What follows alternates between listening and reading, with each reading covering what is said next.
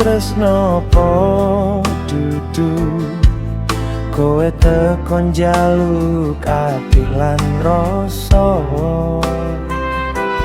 tak tompo senajan aku iki wuto ora ngerti sakabehe lakon uripku opo wae sing kowe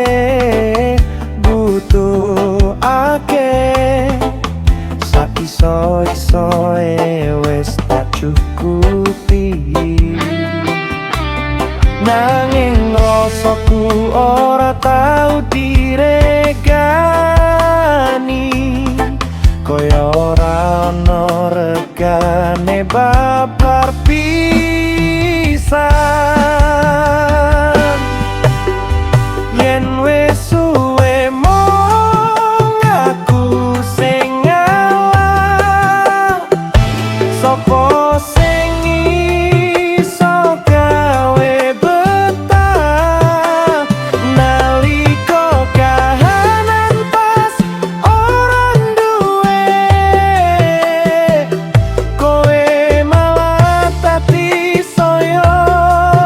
edan lan suloyo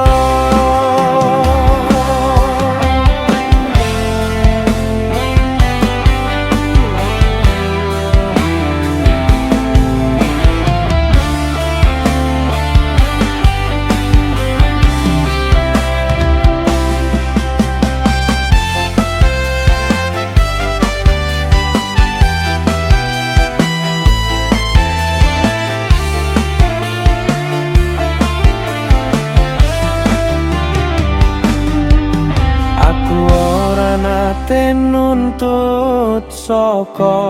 luwih mung kepengin dihargai wae nanging saben dino